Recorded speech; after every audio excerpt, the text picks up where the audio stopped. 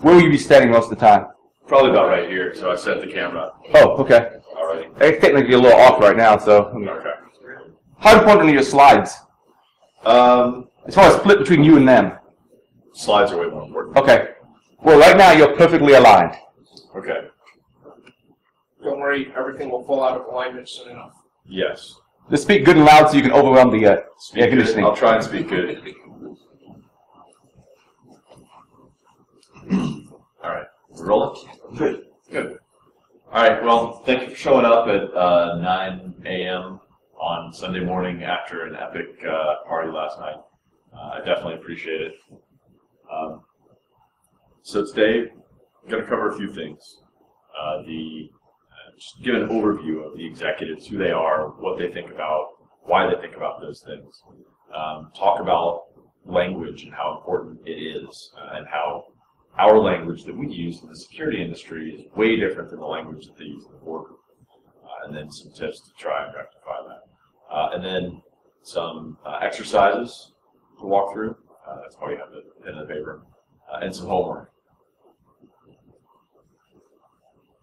So this is what a typical org chart might look like at the executive level. So the CEO, they're in charge of defining and executing the strategy. Right? They're the leader. They're the ones who set the tone for the organization. Typically, they take the advice of the folks around them. Not always. You can have some bad CEOs, but in general, they are not there to make everything up themselves. They're there to be advised by the people under them to be able to make the best strategy decisions they can. The CFO covers all things Blink, anything having to do with money, financials, profit, loss. There's a lot of standardized practices, they call it generally accepted accounting practices, GAAP, that financials have to go through. It's really strong rigor in the financial organizations. The CFO has to stay on top of that, has to make sure that money coming in is properly accounted for, the money going out is properly accounted for, and that they remain profitable. The Chief Operations Officer makes sure that things happen when they're supposed to happen, where they're supposed to happen. They look at things like performance, service level agreements, efficiency to a large degree, just how you keep everything working properly. The Chief Marketing Officer is in charge of public image, getting attention, making sure that the public image is what the organization wants to convey, not just what everyone else thinks of it. So they do a lot to try and shape and manipulate the media coverage, for instance, what people are talking about. They're the ones who put on wonderful events like this one to make that possible. The CIO is really there to build efficiency, speed, and scalability in the business, doing that through technology. And then the administration portion of this, typically the executives will have an admin, administrative assistant. They can be your best friend because to some degree they know what the executives like, what they don't like. They're also the gatekeeper. They can give you time. So on Administrative Assistance Day, make sure you think that it's always, always good to have a friend in the boardroom. And the other people on this chart, they won't have the time to hang out with you. Whereas if you go and find the admin when they're not doing something and just talk to them a little bit, you can usually parlay that into a lot more influence and a lot more access to power. This is an approximation of an executive's day, right? Most of it is spent on financials, thinking about money, thinking about revenue, thinking about costs, looking at how we do things better, how we make sure that we are making enough money to cover our costs. Most of the time of any of the folks is spent on financials, from my experience. New ventures, products, whether it's going to be a marketing push for the CMO, whether it's going to be a new service line, maybe, for the business leaders. Lunch takes up an hour to an hour and a half. I mean, that's an important thing to consider, right? Lunch is also a good time to go and grab the executives and say, hey, you know, we want to go have lunch together. They, a lot of times, the most successful ones, schedule lunches with someone. They always have a lunch meeting set up. Once you know that, and if you can potentially get access to them during that time, you'll have them for like an hour and a half, which is awesome. And sometimes they'll buy you lunch, which is also awesome. And then everything else tends to fall way below that. So the amount of time that they spend thinking about InfoSec is almost nil. It's like 5 minutes a day, hopefully. Right? You don't want it to be more time than that, because if it is, it means something's gone terribly, terribly wrong. That's your whole world, right? Is the information security program. So if they only spend 5 minutes thinking about that in a day, you don't have much time to go in and talk to them, to convince them, to help you out. So you better, when you get there, if you do have 5 minutes with them, you better be able to say everything you need to say in 5 minutes or less.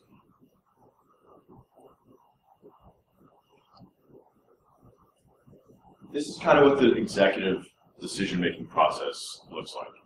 As we were talking about a minute ago, the job of executives is to decide. They're there to make decisions, to make the right decisions to move the company forward in the direction that it should go, that's set by the strategy, that's set by the board's direction, that's set by the goals, the core values of the company. The decisions they make have to be relevant, timely, actionable on any of the information that is brought to them. So when you're talking to executives, if you have something that you need to bring to them, bring it in a form that is clear, concise, short, to the point, and that they can say yes, no to. That's the easiest way to get them to do anything for you, is if they just have to read a paragraph and then say yes or no or whatever, right? Making them decide for you or making them figure out the answer for you is always going to result in no answer. They've got other things to worry about. And then as you move farther back in the process from the decision over here to take the action, gathering that business intelligence, it's really analysis of the information within context to bring them something that's, like I said, actionable. And then before that step happens, you have a lot of data collection. Wherever throughout the organization that's going on. That might be surveys, that might be clicks on the website, that might be hits on the firewall. Whatever data you're pulling has to support what you're saying, has to help you tell that story. I'm not sure if you've ever heard the expression, America and Britain are two great nations separated by a common language. That was something that Churchill said way back in the day. And what he meant by that is that the way that we use English in the United States is very, very different than the way they use English in the UK. And that's really a point that I think we can learn from, because the way that we use English in InfoSec is different from the way English is used in the boardroom. And I'm not sure if this is going to play or not, but we'll give it a shot.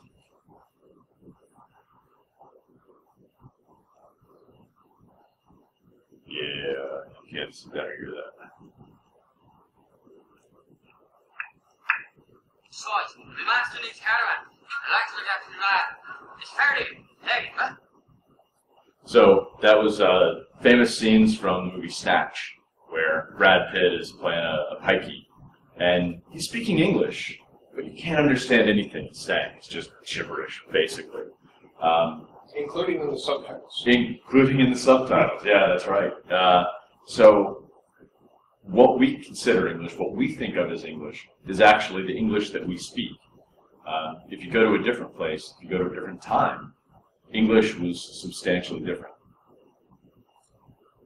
So I think this is a great example of InfoSec jargon. It says the cross-domain issue comes in when you have a form that accepts post methods only. You can create a page that has a form that submits to the remote website via post through a JavaScript click event. If it's protected by a nonce, that vulnerability goes away. Most websites are protected by CSRF in this way. Now, to us, that makes perfect sense, right? To most of us. It's plain and clear in our language. But stepping outside of our bubble, no one else in the world is going to get this, right? If you walk out on the streets in Indianapolis and ask somebody, what does this mean? They'll have no clue. Just like we would have no clue what this says, what this means.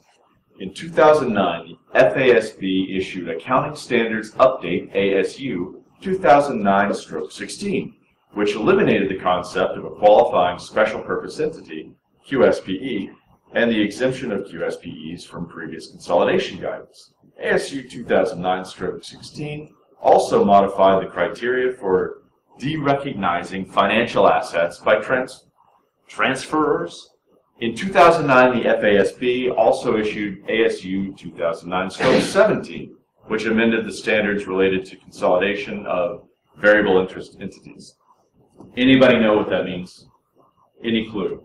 I can't even get it. This was in a 10K filing, which is the whenever you're a publicly traded company, you have to file with the Securities and Exchange Commission, basically an annual financial report.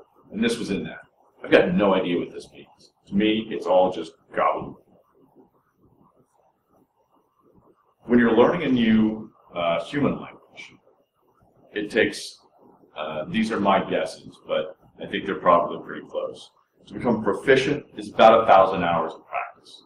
That's a lot, but that's kind of the entry level, right? To be conversational, probably 5,000 hours. And to be fluent is about 10,000 hours. So how long did we all spend learning to speak geek? Probably grew up learning it. We probably practiced it with our friends. We've certainly been talking about it here this weekend. Probably 100,000 or more hours in. Probably 100,000 or more hours in, right? We speak geek in our sleep. We are well beyond fluent. Just out of curiosity, how long, for everybody in here, was it before you realized that you were using risk, threat, and vulnerability all wrong? I know for me it was at least 6 months to a year in before I was like, oh, I see. Vulnerability and risk are not interchangeable. Like, I just didn't know that. I wasn't steeped in an academic rigor that taught me that. Now, in our domains, I would guess that this is probably about what you could expect. Working in an industry for about a year, you'll be functional. Not awesome, but you'll understand what most of the people are saying. 5 years, you'll be conversant. And then after 10 years, you would be what I would call literate. In other words, you would be able to speak very well. There's a concept of disciplinary literacy, which is, and I'm going to read this here because I didn't memorize it, but disciplinary literacy is the confluence of content knowledge, experiences, and skills to go along with the ability to read, write, listen, speak, think critically, and perform in a way that is meaningful within the context of a given field. And that's essentially what we're talking about here. So we all have an InfoSec disciplinary literacy. The executives have an executive disciplinary literacy. They're very, very good at what they do. They've been doing it for a long time. You know, most of the people with C titles in most organizations outside of Silicon Valley, they have at least 10 years of experience, usually 20, sometimes 30 or more. They have gone a long way to learning what it is that they're talking about in executive circles, in financial circles, in the business language. If you took an MBA course of study, you'll know that there are specific things you learn in that, specific experiences you have, things that you go through that teach you how a business operates. None of that is through logic, right? You can't just sit down one day and logic your way through it the way that we can with most things in life. That's entirely through learning, because business and the corporate concept grew organically. People had to learn this over time and build on previous concepts. If you don't know the words that somebody is speaking, They might as well just be saying blah, blah, blah, blah, blah. What that means is you're functionally illiterate if you don't understand the words. The slide earlier with the financial language in it, I'm functionally illiterate in that. It means it might as well not be English. I can't understand it. I can't practically apply it and use it. Therefore, it's worthless or worse than worthless. So, if we're going to go through this one really quickly and just replace any of the jargon with blah, blah, blah, right? So, we're going to do this as a class exercise together. Let's get this up on that screen. Where's my screen? There's my screen. There's my screen. It's run from you. It did run from me. All right, well, that's way too small to see.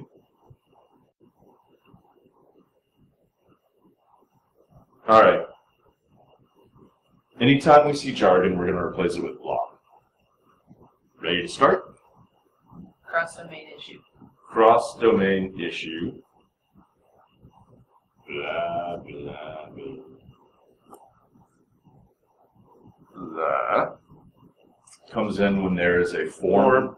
Form. Okay.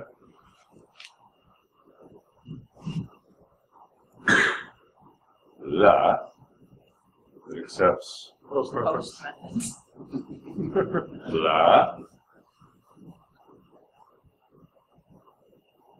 Blah. Only. You can create a page. Blah. That has a form. Blah. That submits. Do we want to call that a Yep. Yeah. jargon? In this context, it definitely is. I would agree. To Remote the website. remote website. Via post, we don't produce. The entire rest of the sentence. I think there's Blah. Blah. Blah. Click event. in this context, click you might get away with, but the event Blah. follows it, you know. If it's protected by a nonce, I know nonce. Blah. Blah. That. Blah. They might actually know that word, but it won't make any sense in this Right. context. Right. They won't know our definition. You're right. But most websites, I think we'll leave websites. Yeah, We'll that's give what you them can get away with. aren't CSRF. protected by CSRF. Blah. So now what do we have here? The blah, blah, blah comes in when there is a blah that accepts blah, blah only. You can create a blah that has blah, that blah to the blah, blah via blah through a blah, blah, blah. If it's protected by a blah, that blah goes away. But most websites aren't protected by blah in that way. Unintelligible gibberish, right?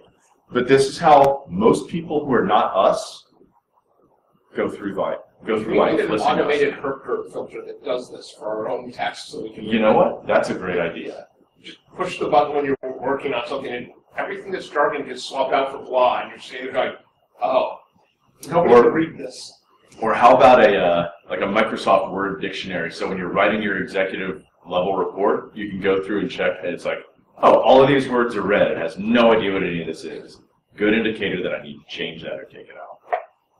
It's a great idea, actually. Just gonna revert those so I don't. You want the interactive exercise for next time. Yes, exactly. All right, so good exercise. Unfortunately, that exercise didn't count on our Fitbits, but you know. So if you say to someone, I'm going to bum a fag, if you're in London, they understand that that means you're going to borrow a cigarette. If you're in Indianapolis on Pride Weekend, it has a whole different context, right? So there are some words that we use that mean different things. Not just we don't understand the words because it's jargon, but it means something completely different. These are words that hide. They disguise from us the fact that we don't know them, so we think we know them. One of my favorite ones is risk. So if I'm talking to a CFO and I say risk, he sees this financial definition, right? the standard deviation of the return on total investment, or the degree of uncertainty on return of an asset. That's what he thinks. So now when I say that there's a risk with our e-commerce website, he says, oh, well, what's the degree of uncertainty there? What do you mean degree of uncertainty? There's risk, right? Well, I know there's risk. There's risk in everything, right? We're in business to take on the acceptable levels of risk. That's the only way that you make money. I'm not sure if you know how this works, but that's how it works. You say, well, but there's risk. I mean, I can feel the risk coming off of that server. It's just like glowing with risk. All right, fine. Tell me something to do with it, or get out of my office. I got lolcats to look at. When we talk about risk, we have a very specific meaning as well. So even though we're using the same words, we're saying totally different things. Hacker is another good example. You can be a life hacker, you can be a travel hacker, you can be a criminal or ethical hacker, you can be a food hacker. I tried to find a term that you can put it with hacker and no Google results come up. I couldn't find one. Like garden hackers, food hackers, chair hacker. There's chair hacker concept out there, right? That word, when you just say hacker, it is meaningless today. You have to say it with something else. Otherwise, the person who's listening, they impart their own version of what it means. So to someone you're talking to, hacker might mean criminal. So when you say, oh, a hacker friend of mine came up with this and we're going to run it in our environment. No, you're not, right? To him, that sounds insane. If you're talking to somebody else in this community, a hacker friend of mine came up with that. It's like, oh, cool. Is that like Bro or Burp Suite, or like, what are we talking about here? Right? We know that those are hacker tools for hackers to discover security issues.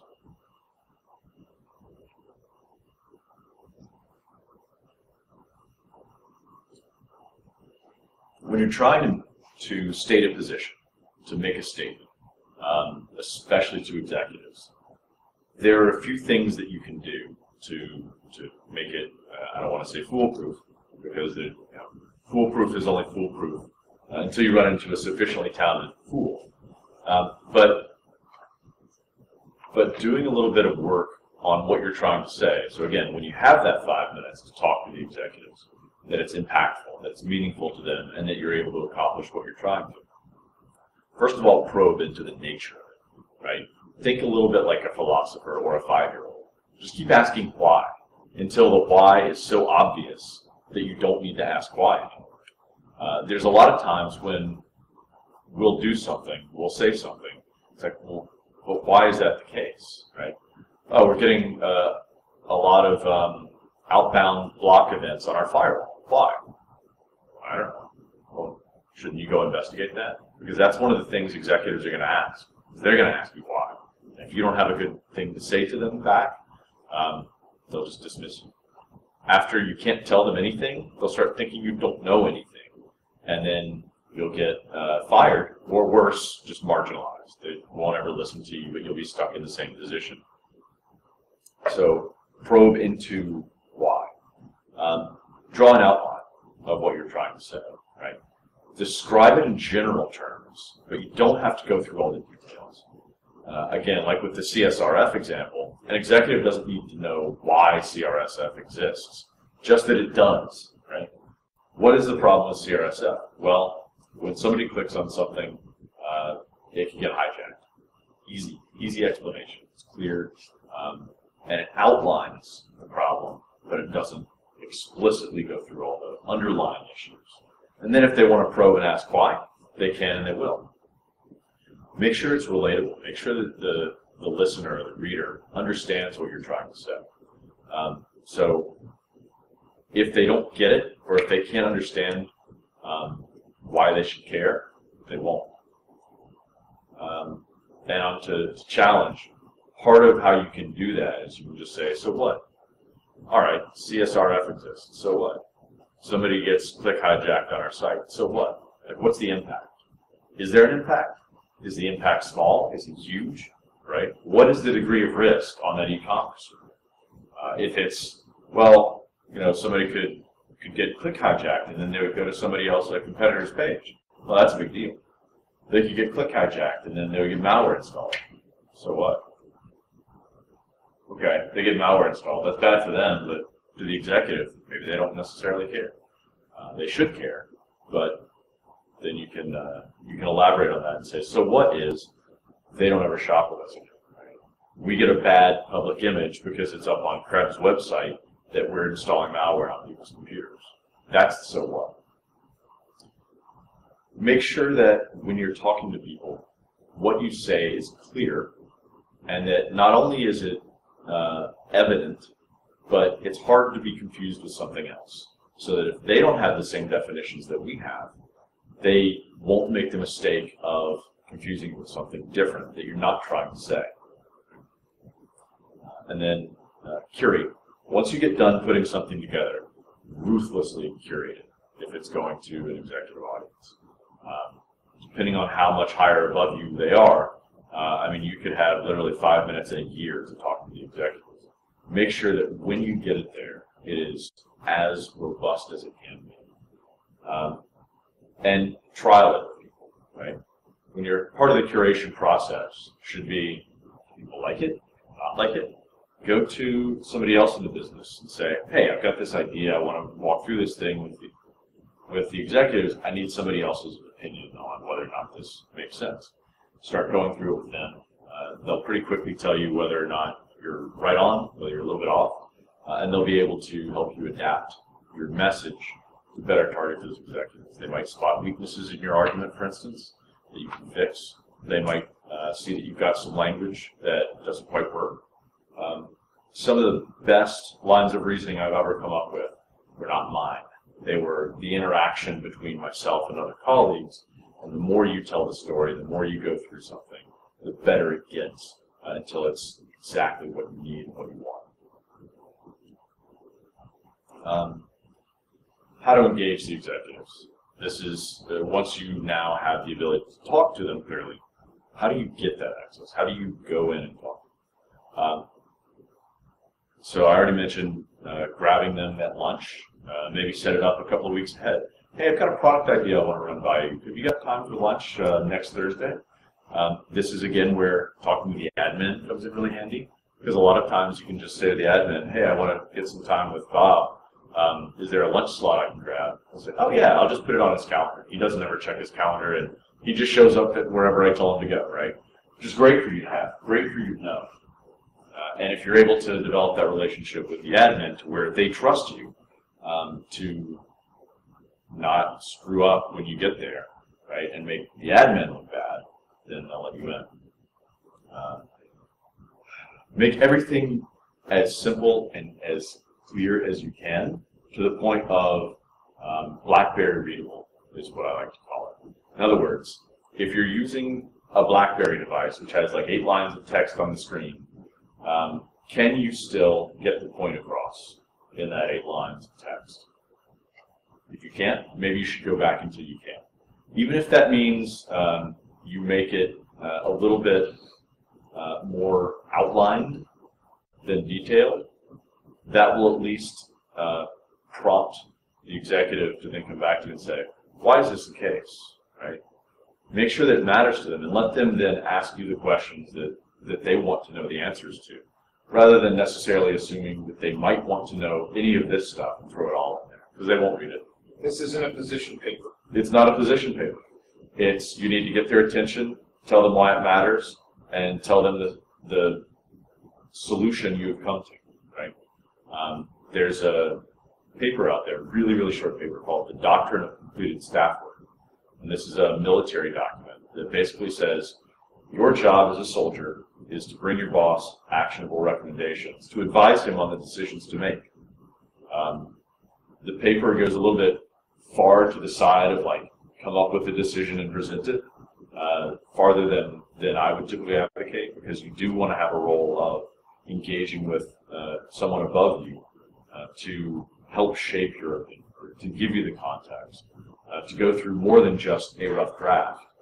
But it's a really good idea of just bring something to their level that all they have to do is say yes to. And especially when you get to the executive level.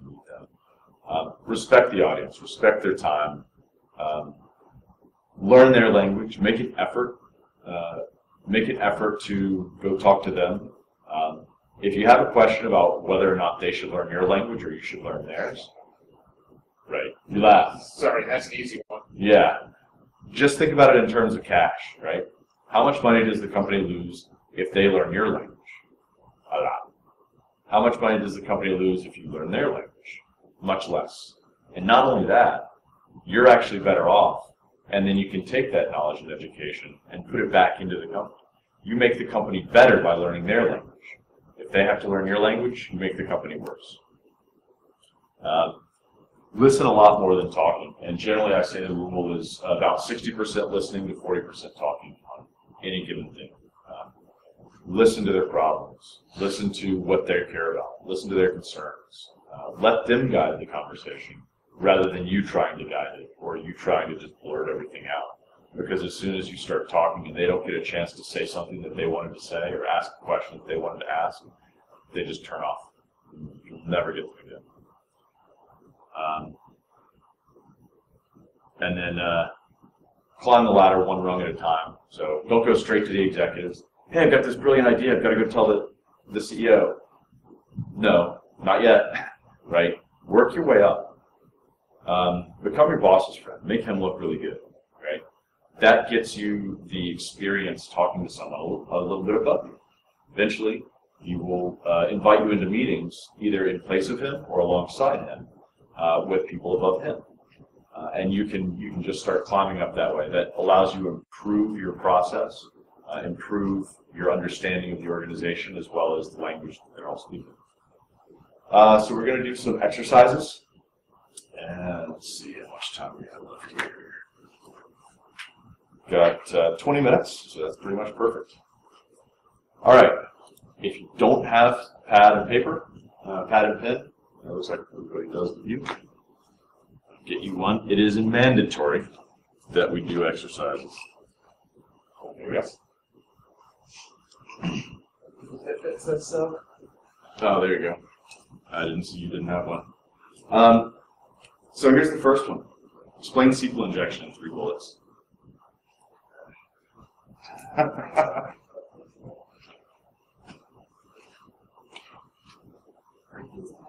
Which language? Right.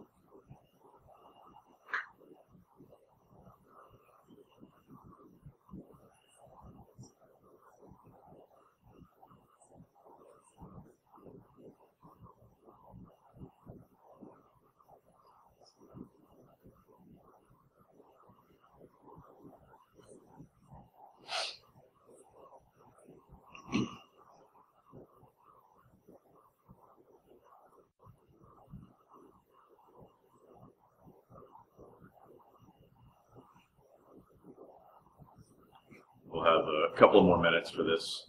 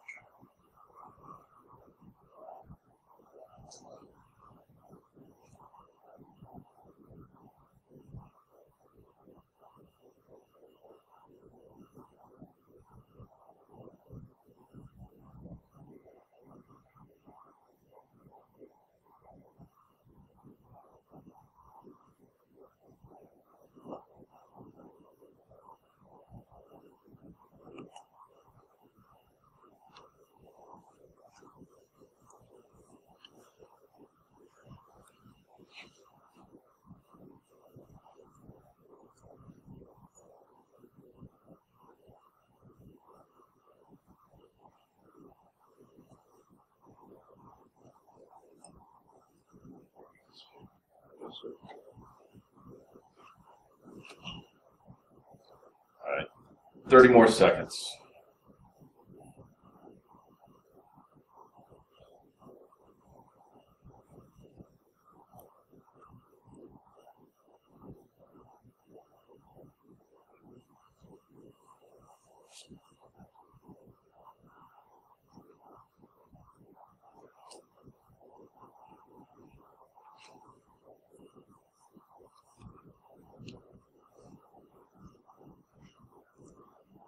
All right. So did anybody come up with something that they want to share? I'll go. Okay, yeah. I went really, really simple. Okay, good. 1, it is a flaw found on some websites. 2, it lets outsiders access information they should not have access to. 3, it may allow our customer records to be stolen. Yeah, those are good. That's really clear. It's also concise, and it has a lot of the so what factor in it. Anybody else want to share, or if not, we'll move on. This isn't mandatory sharing, it's just mandatory working. Well, the first thing that shot through my head is, why would you be bothering explaining this unless there's a context of the business that you are operating in? Yeah. So describe it in the context of business. That came up with. Hostile actors bypass our software controls, which is a phrase that they will understand. Mm-hmm. Yeah, that's a good one. I mean, granted, you only gave me 60 seconds to do it, Right. but I took it. That's what you get for coming in late. But I took it much like him in a business context. So it's a web apps vulnerability. It's one of the oldest forms in existence. Actually, it revolves around input validation errors. Yeah. So I just took it straight technical down the line. Yeah. I figured something like that I'd be giving it to a QA group or just dev people. So speak their language. So that was pretty much the direction I took. Website does not evaluate inappropriate user requests for data. Attacker enters requests for sensitive data to which they have no authorized access. And website returns sensitive data. Yeah. So again, along the lines of the really technical bullet points. Yeah. And those are good for talking to a technical audience. For the executive audience, you might want to go a little bit simpler. Right. And just in the spirit of sharing, I'll share mine, and then we'll move on. As long as you guys are willing to embarrass yourselves, potentially, I might as well embarrass myself. So I said it's an unauthorized manipulation of data. Probably not a great sentence. Can exist on websites, and typically some of the most critical ones. So again, getting back to what you both said about being in the web. And can impact revenue generation or lead to data breach, which is probably the best sentence I have, although I'm not happy with any of them. Fortunately, when we're preparing for talking to executives, we typically do have more than 5 minutes. Weeks of time, 30 seconds of effect. Weeks of time for 30 seconds of effect, so make it count. All right, next one is explain an intrusion detection. Actually, you know what, we're running a little bit short on time, so I'm going to skip over this one. Explain why InfoSec is important without using the word risk. And this requires that we partner up with them. Because anytime you explain it, and then the other person says risk, you have to give them the buzzer. Wrong, can't use that word. So we'll take just 5 minutes. If everybody wants to grab a buddy and just talk with them, and I'm happy to buddy up with somebody if there's somebody missing. And odd numbers. Yeah. So what do you know? 50 seconds.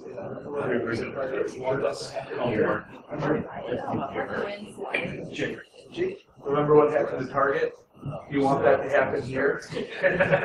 Well, You don't even worry. So if I I think it's perspective. I'm pretty sure that's why we have funny Having a multi-billion-dollar loss. Protect Depending where you are. the assets of the It's no different than operating financial insurance. We have to That helps us. company. Big allowance for certain types of house. Revolving around business. Performance. Okay. And something that defines me that it's very well. When we take on this project, we want to take a lot of sensitive information. We need to the only way we can do that is so that's what we're seeing. Interesting. Context dependent. Yeah, I mean, I have no idea what context is. Right, The reason why we do this is paperwork and compliance. Having a development. Gotta go. We're like, well, we're trying to well, there's always How much? I always a try certain level funny thing was, I spent 5 years on this project. Yes. the work which is Live killing tactics. you have other people that The answer was, are also why is this operating. important? This is There's also what there's drug and antivirus. assets Oh, okay. and And malicious that worked. Sadly, that was also the exemption. people are trying The to attack antivirus. it. Actually go So, look or write new rules. I had to use whatever vendor handed, but you why is have InfoSec important? that are after your assets. The organization largely doesn't believe it is. InfoSec allows you That's why we have to talk about it in that to context. Why is it and doing proactively at protect. business level? Very, And this is a supporting factor. proactively Never, ever is InfoSec done for some reason unless we're an InfoSec company. In which case, even InfoSec for your own company isn't done for that, which is done for the reason of selling numbers. It's really embarrassing when you're an InfoSec company, you're the one who gets the departments. Protect access practice. Then again, that also is My favorite answer to that, though, is they always say, well, that's the cost of doing business. You know, we operate such a it's not an excuse for being incompettent. You're lazy. You're not talented. I won't mention the name of the company. You sell application security and you have a web app problem on your own website. That you blame it on a third party that's hosting your website does not matter. So, Nor your potential customers. why are you picking on the word risk? Is it one that you found is particularly badly used? Yes, Going back back to to talking about earlier. Yeah. When you're talking to a CFO, CEO, and Variation on they think variation on expected return. right. Yeah. PG Max is it's a word that we use different. So I don't want to target. Yeah. I don't like it, but it's always. And the What if you question use the word Sorry, I don't Yeah, mind. That also has a very specific meaning, and as long as you learn their definitions and how they think of this, Oh, and you use them in that context, it's I fine. think either one. So when you have to make your case and you're talking to those signals, what do you focus on? Do you just go with what they know and bring it to their level, or do you? I work for academic environment, so I work for Tier 1 research university, so I speak about the context of research. Okay, so When I'm doing InfoSec work, I actually have to explain the context that I came to InfoSec in, which is trusting your system such that the research that you're doing is actually valid. Because otherwise, in about a minute we'll close the Customer relationships. nobody cares about their research yet. They don't care about the side effects of what they're doing to your systems either. So any kind of study they would perform. This is This is a security. that is the fact I came to InfoSec, which was that I don't have my machine broken into like that. Work on it. If my machine is not under control, my machine is not under control. And I can't actually so in that process. That's the same one I used to have an image center and an InfoSec. Then they can't really talk about it like I'm sure they know now. But now they pay attention. And that is the same argument that's being made here. Put it in the context of business. The business of academia is generating knowledge. You have to put the InfoSec in that context. And then they go, well, yes, obviously, we need to get this for you. Now, it's a trade-off on dollars all the time, but that's no longer arguing whether it's worth doing. It's now arguing When can we afford it? how much we should be spending on it and what's the value of the term. Okay. So I heard a lot of different good examples. I liked yours especially, so why don't you share that if you don't mind. All Otherwise, right, I can. no, all right, so, simple, what happened to Target? Right. And it showed them the numbers of how much they lost. Right. So when you're explaining risk, and I heard several people do this, using analogy or comparison, right? That helps because it already takes something that they know, something that's prepackaged, and it allows them to imagine what it would look like in a different context, in a different scenario, right? If this was us, oh yeah, $450 million or whatever, that's a big number. I don't want that to happen. And then you're letting them use their definition of risk, their definition of investment, and all of those other things kick in as it applies. So it's kind of a way to get them thinking about it more so in their terms, and let them do that. That way you don't necessarily have to know exactly how they're going to use risk. Right? I also heard a lot of people talking about giving context, which is absolutely right. Right? You've got to have the context for the business. Why is InfoSec important? I don't know. If you run a pizza shop, maybe it's not. Maybe your way to deal with InfoSec is like, don't care about it because you don't use your computer for any transactions. You just use it to put in orders, right? So maybe there's really not anything in that system that's of value. Anybody want to share a particularly good approach that they thought of, or we'll move on? Okay. All right.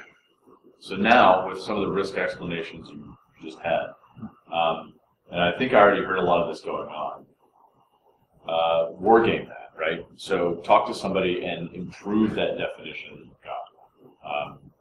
Work to refine it, to get it better, and then we'll talk about some of those.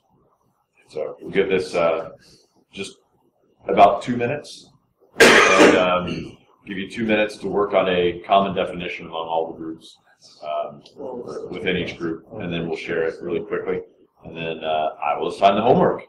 Yes, you have homework. What's this impact of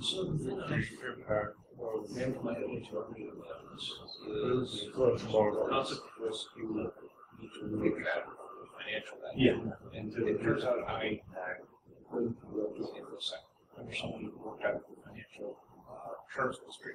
So, and that means that I got let down the path of seeing risk from a financial perspective first, not from the InfoSec perspective. So I'm sort of slamming into a wall of this. Wait, how does I always just sort of skim over that section of there, wait around, and that's a problem for me because I haven't So, I asked this not because there's the importance of those things, I'm actually trying to. When you see it from both sides, what's the biggest misconception? Without using the word risk, so understanding the point. It is perfectly valid to be security because if no one wants to no one else is X, Y, or Z, whatever it is. it's not a risk. If there's no loss, there is no risk. Scenario that it's unique to each of them. Right, but that's because InfoSec is not the mission of our organization. Like the mission of our organization is not the organization. It should be your head around to get around our organization's mission. So that took me years to figure out. And then it was sort of, right. Now, remember, this demolition from being the awesome InfoSec guy into the InfoSec janitor. Which could be a For a lot of people. But there's nothing in there about any of the stuff that's done in InfoSec. So give me an example, essentially, where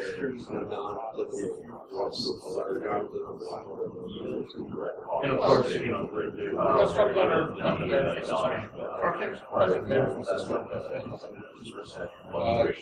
has a series of horrible bugs when it comes to authentication. And it doesn't affect the success of it. So there's risk of everything. And it contains no protected data and is backed up data. If somebody does something wrong with it, we're doing that anyway on a daily basis because our professors are students actually find our system because our system's so low. They have to be a freaking expert. So the remediation or loss of access credentials into the system is the same thing we're doing on a daily basis anyway. The user can't figure out it ain't worth fixing. We only fix it daily because there's always the impediment class. Because professors have that problem all the time. So is it worth fixing? Do I know? Yes. Well, even if there was losses or something, where's the result? We're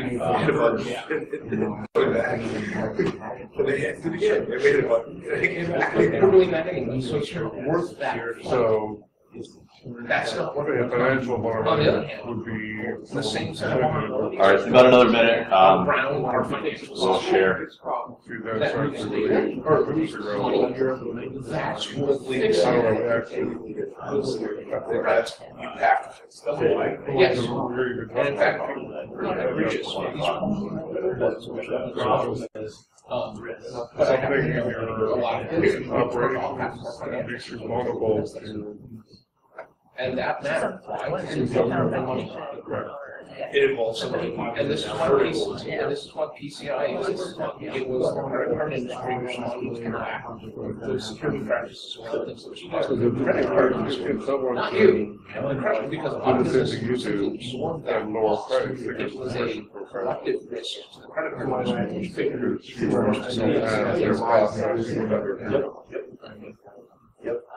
So, having grown up in the fact of insurance terms, which are purely financial, it took me a long time to figure out, oh, there's a different way to finance this, and it's okay, that one doesn't work.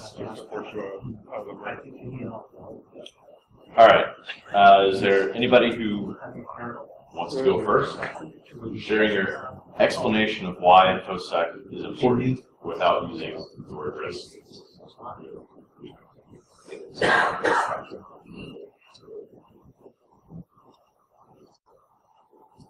Nobody? I'm sorry. Good. You get to volunteer to explain why InfoSec is important. Without using the word risk. What did you guys come up with? So that was the previous exercise, and what we chose to use is go through the route of impact and basic impact analysis and determining what their acceptable outcomes are with regards to perception management, financial management, and everything else that will be impacted by security, whatever that happens to be. And then, how do we improve risk explanation? We try to go down the path of being able to say, you know what, further down the stack or upstream, bring security in. It's not making that plot, it's making a cornerstone, whatever we're doing, that will help mitigate costs. Because ultimately, right now, the big thing is, well, it costs too much money to retrofit all that crap, and of course they attach it in half-ass ways, which always means, because it's not at the root before, inception, it's not a secure thing. It's always a half-ass, which means it's always loopholes. There's always low-hanging fruit that you can get. Because again, it's all about time to market, especially if you're software development house. They need to get there first or as close to it as possible. Because if it takes you 18 months to get there, someone's in 3 months, you might as well stop. Unless you really feel you've got something very different, but much better than. So ultimately, bringing things down the stack, making it a cornerstone of development of the R&D cycle, and using the perspective of impact instead of risk, and let them determine, translate the impact to whatever risks they want to attribute it to, and what is important. Because we're not telling them what's important. Right. We're asking them to think about what are the impacts we want to live with some examples. And then they can obviously extrapolate and seeds planted They can go do their, whatever they do to get all scared and come back. Yeah, here's your budget.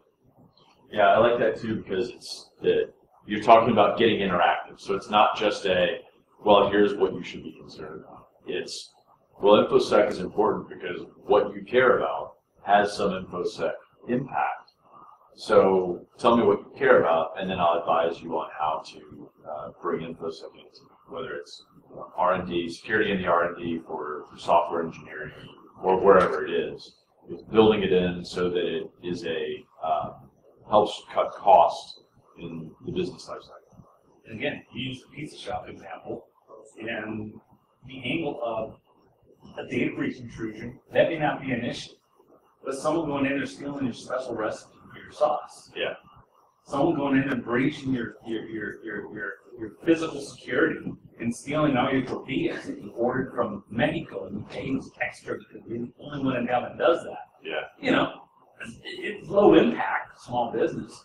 Damn, this is my livelihood. It's out there, I'm naked. Right. So I think regardless of the size of the organization, there's always a pressure point. There's always a piece of impact of that. Sure. They can keep in mind that we can definitely put that ideology into that. You know what? Yes, that's cool. How do we make sure we keep it ours, right, and not share it with the world unnecessarily? Yeah. So good. We did something that's kind of similar. We talked about is the impact of threats and vulnerabilities to your ability to operate within the market. And they said, well, then we went to, well, how do you explain vulnerability? And it's somebody else's ability to negatively impact your operations.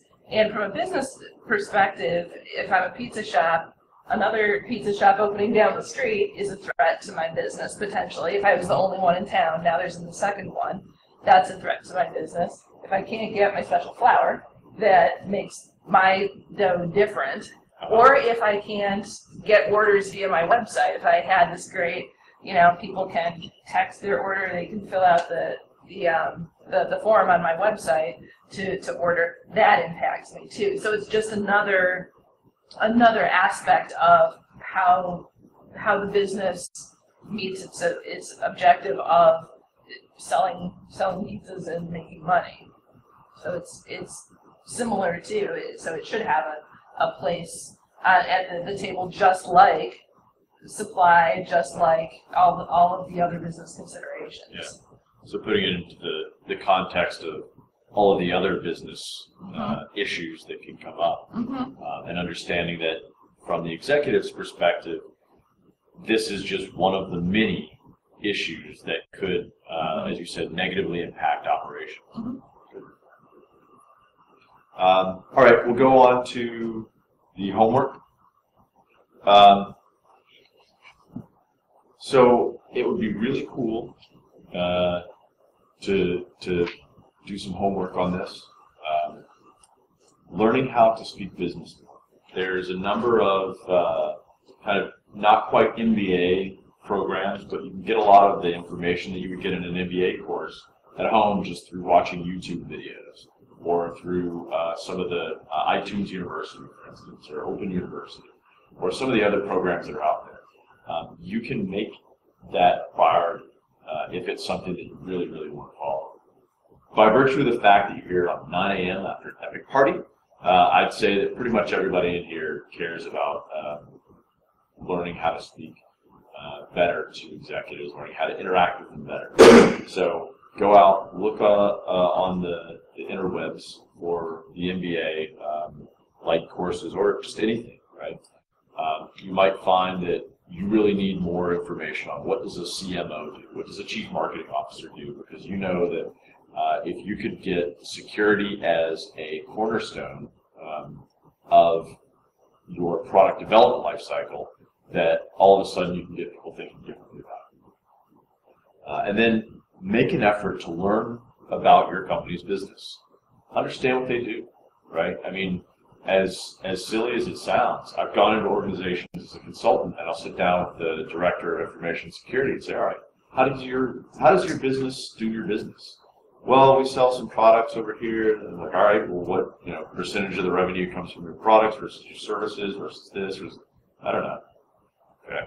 Well, then how do you know what to prioritize, what to protect? How do you know who to talk to get the most influence in the C-suite, right? If you go talk to the product guy and it turns out that you've got him, he's all about security, but that's like 5% of their business, then he's always going to get trumped by the services guy who's 95% of your business, and you'll never win. So get cozy with the services guy, get him on board, figure out what makes him tick, and then turn them into an ally. And as I said, move up the chain that way.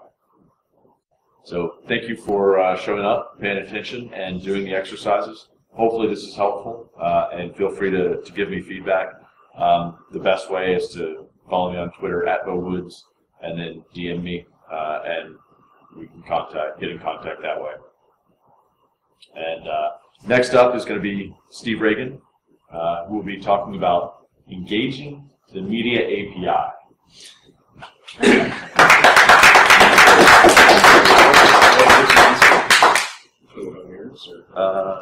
Yeah, we'll do that.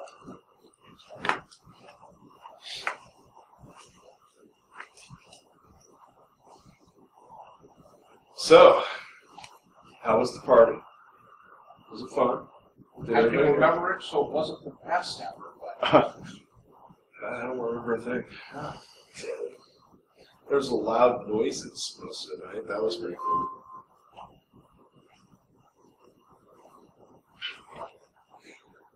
So we'll get the little slide thingies up. Just so you know, the slide deck I just kind of created last night. So if you want a copy of it, just ask me for my card and I'll email it to you at any time. It's not a biggie. And oh yeah, so you can't even see the gray lettering. Maybe black was a bad idea for my back.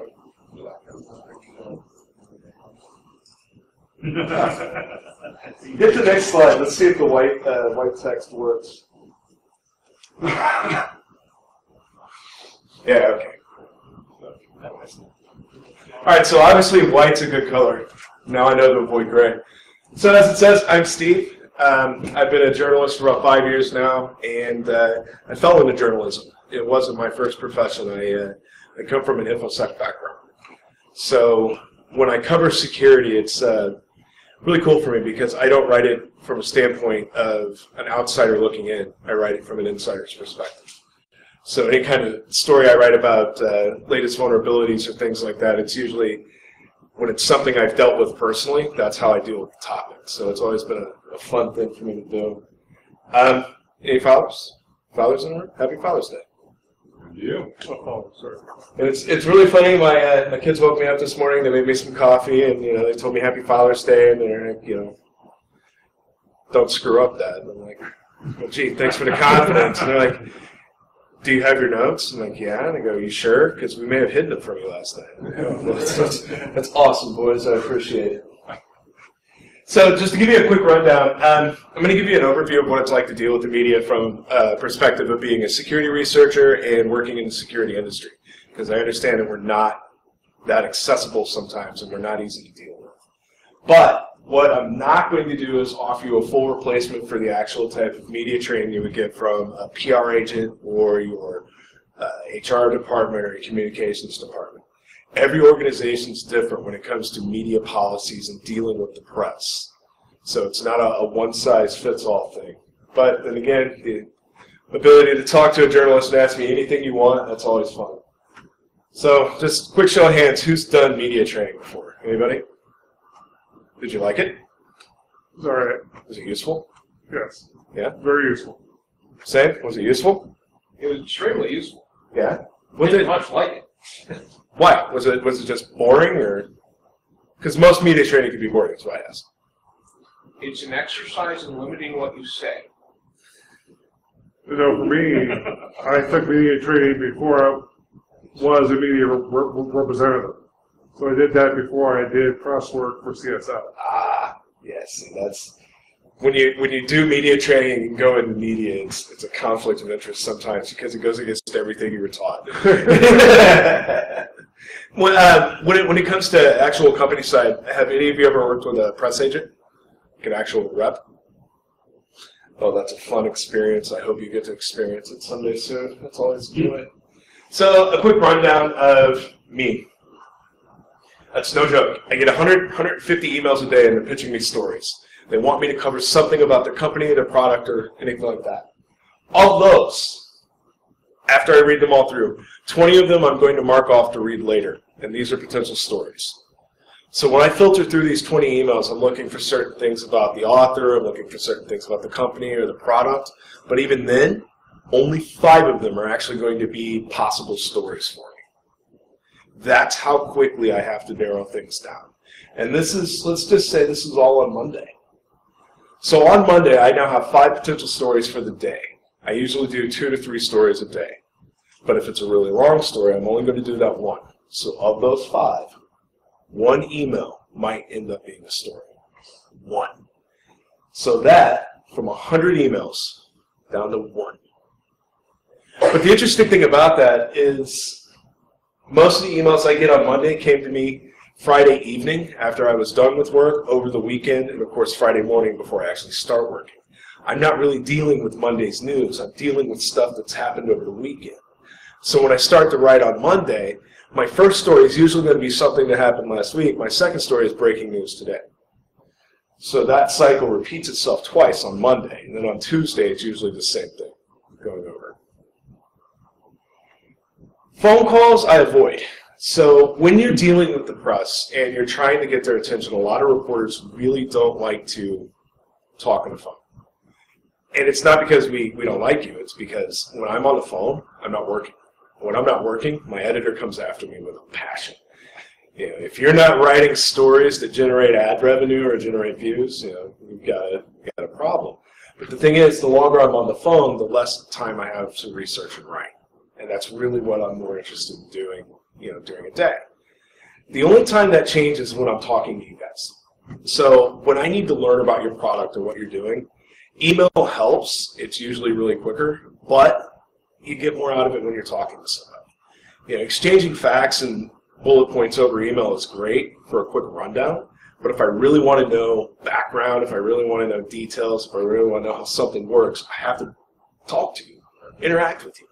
So it's a kind of a mixed match. It really depends on the situation before we actually get on the phone or anything like that. Any questions? Or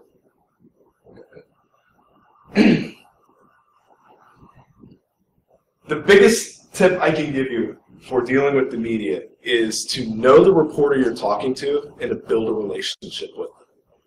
The more you interact with a reporter, the more they get to know you, the easier things are going to be. I have companies that I've worked with for years, and I know their staff, I know their researchers, I know their marketing people, I know their executives, and I don't question anything when they send it to me. I'll validate what their claims are. I'll of course fact check them before it goes into print. But if a company calls me up and says, Steve, we've got this new research coming out on Monday, it's XYZ, I know XYZ is valid. They're not going to blow me smoke. And it's because I have a great relationship with them. They haven't burned me. But they also know the type of stories I like to write. They know how I write. They know how I speak when I actually put something into print. So they don't send me a marketing-based survey or a study. They send me one that's based on analytics. They send me one that's based on raw data that deals with pain in InfoSec. Because those are the types of stories I like to write. Better relationship you can build, the stronger the stories are that come out. And for you guys, it's going to be a thing, trying to without using jargon or terminology with you, to break this down. So the stronger the relationship, the better the story, and that translates to more marketing value for you. It's direct. Because obviously you want your name out there, you want it circulated. The more mentions you get, the better off you are. So the better stories are getting written about you, and the way you get that is by having a good relationship with your reporter. Local media and international media and regional media, things like that, media is media. So just because you're not getting on your local news, don't feel bad if it's a trade publication that wants to talk to you. That's just as good. I know you want to focus your marketing efforts, but the thing is, when you get your name out there, local media will search the web for you. So when they're looking for, local companies to talk to on a given story, even though you've never been covered in the local press before, don't think that they're not going to find you. They will. So if you've been covered in trade pubs, odds are when local media goes to look for an expertise in their area on something, they're going to find you that way. So press is press. Last night I was talking to somebody at the party, and they had mentioned, I would really like it if we had more local coverage. And it struck me as odd because I never looked at it as local versus, international or regional. But that's something I don't have to deal with. You guys have the marketing, plans and strategy that goes out. I'm just, a small little part of that. But what I conveyed to them was, just that. It doesn't matter if it's local or international or regional. Local media always searches the web for someone in their area. Or they're going to ask other reporters and their peers, hey, I need somebody that can cover AppSec. Do you know anybody? Yeah. Well, do you know anybody in Michigan? Yes, we do. And it rolls from that. That's how you get found out. And once local media reaches out to you, that's where your relationship starts. If a local reporter knows they can count on you to be a source for technical matters, when a technical story rolls out, who are they going to call? They're going to call the people they trust first. Actually, go back, point out one other little thing. When you are actually reaching out to your media contacts, if you're making that first initial introduction email, you're sending out pitches, don't use buzzwords. I know they look really fancy. Next in Gen, Firewall Plus. So it's stuff like that actually gets skipped when I'm filtering through those 100 emails. And it's only because everybody else uses them. Being unique and standing out when you're making that initial contact with your reporter, that's the big thing. Again, know your reporter. When you're reaching out, know what you want. Have a goal for your accomplishment. So if you're trying to pitch a new product or a story, know that. That's what your goal is. So know everything you can about that product or the angle on the product or story. So when the reporter starts asking basic follow-up questions, you can answer them. The longer a reporter has to wait for answers to follow-ups or basic questions, the less likely it is you're going to see your story run. And it's only because we have a finite amount of time to select what we're going to write about and report that into our editors. Yeah, like for me, I had until 11 a.m. that day to tell my boss a rough idea of what I'm about to write about. By 1 p.m. that afternoon, I have to have that finalized so that by 5 p.m. my deadline's hit and I've got stories in. So if I don't have answers between 11 and 1, I'll have to skip that story and pick something new. And it's not because I don't want to write about you, it's not because I don't like you, it's because I just don't have the time. I have to get stuff out.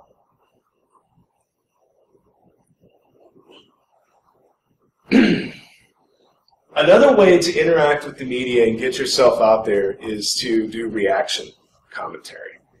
So in security, what that means is well, I'll give you an idea. Who's read the news lately? Did you read the news this morning? So you know about AT&T? AT&T got popped. And a reaction comment would just be you commenting on the AT&T story, which is great. It's a good way to get your company name out there. It's a good name to insert yourself into a story. And it's a great way to put your expertise on display. The problem is, that type of commentary would be valid today, and it might work on Monday. Otherwise, come Tuesday, you're done. If you try to inject yourself into an AT&T story on Tuesday, nobody's writing about AT&T on Tuesday. This story will be gone. It happened late Friday or Saturday, if I read the wire correctly. But the point is, if it happened late Friday, come Tuesday, that story is dead. Nobody's going to talk about it. The only reason Target stayed in the media as long as it did is because publications like Fox and CNN, they wouldn't let it go. And as long as they're covering it and it keeps going, that's going to keep everybody on point with it. Stuff like this, it's going to fade away in a couple days. Now, Target had a unique approach when it comes to breaches and security stuff being covered by the press. It had so much damage in the aftermath that every time something new happened, it was a way to bring it all back up. So when the company started losing money in the market, that's a new story angle, which brought the security side back into play, which allowed experts like you guys to comment on that. So every time a news story cycle starts, it's a way to inject yourself. But you have to be careful when you do it, because if you're not fast, you're not on top of it, you're going to miss out. And, well, actually, just a couple of days ago, I got an email, you know, Steve, if you're going to write about the DDoS attack on Twitter, I have an expert you can talk about. That was 2 weeks ago. I'm not going to write about that. There's no way I would write about that. And in the offshoot that I did cover a DDoS story, I would only reference the Twitter thing passively in a sentence. I'm not going to focus an entire article and stuff like that. But that is how companies try to inject themselves into a story, and that's called creating your own news cycle. So, I'll give you an example. Let's say 2 weeks from now you want to talk about mobile application security. Well, you're going to pitch the reporter's story based on the AT&T incident. And that's how you're going to try to inject yourself, again, into a story that's already kind of faded out. You're going to bring it back up. You don't really want to do that because, again, it's old news. You want to come up with something original. That's what keeps readers interested.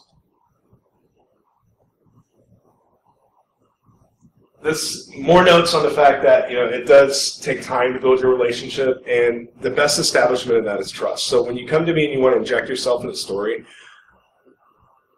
give me something that proves credibility. So, you know, don't try to sell a product when you're doing commentary or you're working on a story. Don't try to sell a service. Sell yourself and your expertise. So again, since it's brand new and it's news, AT&T, we're talking about mobile security. So if you know how that would work and how it ties into application security and why those two crossed over and why this vulnerability happened, that would be your angle. That's what you're talking about. But you don't need to sell products or services to talk like that. A lot of reporters do not cover product news. I don't. I'm not allowed to. And that's by design. The company does not allow me to cover products or services because I'm not a salesperson. But there are reporters who do nothing but cover products. And that's why you build a relationship with reporters so you know what they cover and how they cover it. This way, if they are a product-only reporter, when you're talking to them, you can talk about a product. You can introduce that. But if they're not a product reporter, then you don't want to bring that stuff up because it's never going to make it into print. They won't be able to use it. Very first line. Pitching the wrong story to the wrong journalist can see you ignored by default. I hate to say it, but there are many PR companies, I do not even read their emails when they come in. And it's because all they do is pitch me products. I can't do product stories. I've told them I can't do product stories. I've responded to them saying, here are the stories I like to cover, here's how I like to cover them, here's the data I look for when I write a story. I would be happy to engage with your clients if they can help me. They ignore me, and they keep sending me basic product pitches. Now when I see their emails, they're filtered by default. They don't even go near my inbox. It's just the way it is. And even if it's not a pitch that they're sending me, I see their emails, it's filtered automatically. I just don't trust them. And when a company loses a reporter's trust like that, you're done. You're going to have to find a new reporter somewhere in that media organization because you're not going to get through to them. They'll ignore your phone calls. They'll ignore your emails. It's a harsh reality, but it happens. The example I have down there is true. I got a pitch from a company one day, and they said, hey, we've got a new story about Configure. Really? It's making a resurgence. 800,000 people have been hacked already. Whoa, what happened? Turns out the FLAC, which is a press agent, PR agent, their RSS reader had bad dates. So she got a RSS alert from one of her clients that they had just posted a blog on this, and so she comes to me with this story, and she wants to get it out in print. Well, it's a great story. Configure returns, 800,000 people. This is going to be headline news until you check the date. It was old. So knowing what you're pitching is just as important as pitching the right thing. It's an innocent mistake. I don't ignore her. I talk to her on a regular basis, but this is a perfect example of if you pitch first without understanding what you're pitching, you're going to run into problems all the But I'm not going to lie, I really did get excited because I was like, wow, Configure came back? That story lasted forever. This will be great. Turns out it wasn't. Okay, I do apologize. I mean, I'm in it. I'll give you these slides, and with my card, I'll answer any question you have for me. I was kind of rushing just so I can get to this. This is the important stuff. These definitions you hear on TV, you hear them in TV shows, you'll see them in, print media, you'll hear people debate them. Off the record, on the record, deep background. What do these terms actually mean? When you're coming into a reporter and you're dealing with them and they tell you it's off the record, unless you have an established relationship with that journalist and you know them, it's a lie. There is no such thing as off the record. Right now, as we're sitting in this room, all of you are on the record with me. If you do something catastrophically dumb, I'm probably going to write about it. If you make an outlandish claim about a security product or service, I'm probably going to write about it. And if I could disprove your claim, that's an even better story for me. Why? Because that's my job. I shape public opinion. I don't report the news. There's a difference between a journalist and a reporter. A reporter will take a press release, rewrite it, and give it back to you. A journalist will investigate a claim, and my goal is to shape your opinion when you read what I write. There is no such thing as having two sides to a story. Sometimes a story has one side. That's it. That's all there is. Sometimes a story has 50 sides. Do I have to tell you all of them? No. I'm going to tell you what I want you to know. How do I make that decision? I just do. It seems harsh, doesn't it? It seems really mean that, you would think that, well, a good journalist tells both sides of the story and they're fair and they're balanced. No, a real journalist isn't fair at all. We're biased and opinionated. And my job is to tell you what my opinion is. And hopefully, if I do my job right, I'm going to change your opinion too. Now, if I'm honest, I'm going to tell you my opinion. I'm going to try and shape your opinion. But I'm also going to share opinions of other people so you can make up your mind. A good journalist knows his readers are intelligent, so I don't have to talk down to you. But what I do need to do when I'm collecting information for a story is to make sure the people I'm interviewing are clear on how our relationship works. So when you're working with a journalist, if you don't know them and they say we're off the record, don't believe it. You should understand what you're telling them. Never tell a journalist something you don't want to see in print, even if they're your best friend. And that's simply because some things I can't ignore. Now here's the catch. Here's the opposite side to that statement. If I know you and we have a good relationship and you say something catastrophically stupid, I'm going to say that was catastrophically stupid. Don't say that again. And let you go. Because it's not in my interest to burn a source. It's not in my interest to hurt my friends. It's not. What good would I be as a journalist if every source that I had did something dumb and I burned them for it? Raise your hand if you think I could keep a source for more than a year. Exactly. I wouldn't have a single source left. Catch more, well, what's the saying? You catch more flies with honey? Well, you keep your sources by not burning them. If you play with matches, you're just going to torch your whole story. On the record is self-explanatory, but is it really? On the record, everybody takes as a blanket term. So if we're on the record, I can quote you, I can say anything I want about you. But it's my job to use good judgment. We're on the record. But if I know that you're really excited about your research, and let's say you give me something you're not supposed to give me. No, we're on the record. Technically, I can use that, but should I? Let's say you're giving me, you're talking about new research you've just done, and come to find out this research is going to change the market. I could scoop every other journalist in the world and get a great story out of it. But which is in my better interest? Which is in the public's interest? Should I keep that information to myself? Let you know that you probably shouldn't have told that? Hey, don't tell that to anybody else? Or should I write about it? A good journalist is going to tell you, don't tell anybody else, and when that finally happens, I get an exclusive. This is your payment to me to keep my mouth shut. And I'm not going to lie to you. I've done that before. It comes in handy. Building favors is a great way to build relationships. By keeping my mouth shut, I've proven to you I'm a loyal journalist. I know how to keep secrets. I'm a good journalist. I'm also your friend. So now, down the line, because I kept my mouth shut, when something else big happens, odds are you're going to come to me. And you're going to let me know. And I'm going to get that little tip. And I'm going to wait. And when you're ready to let that tip go public, I'll be the first to run with it. It's good all around. It's good business. But on the record does not always mean everything you say is going to end up in print. You have to know your journalist first. That's why the relationships are important. Deep background. So if we're on the record, I'm going to use your name and I'm going to put you in quotes. Okay? Everything you say will go in quotes. Deep background, I'm probably not going to mention your name, but what you and I have talked about, I may unattribute the quote. Or you might become a source familiar with the investigation. Ever seen that in the Wall Street Journal?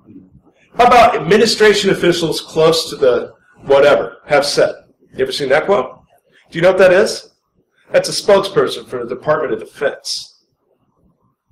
If sources on the Hill, ever seen that one? That's a congressman. They don't want their name used. They were talking on background. But every time you see something like that, that means it is somebody directly related to the incident going on background. That's exactly what that term means. So, is it wise to stay on background all the time? No. I need sources I can quote. I need sources on the record. Because my readers need to have a name to establish and associate. If I can't have that, we're not going to have a really good relationship. I'm not going to come to you all the time to be a source, because if you'll only go on background, I can't use that. I can use one, maybe two background sources a story if it's a big story. If it's a single story, I can't use any. My editor would much rather have somebody on the record. There are a few exceptions to that. The target breach. Plenty of people would willingly go on the background for that one. And that's because these companies were directly involved in the investigation.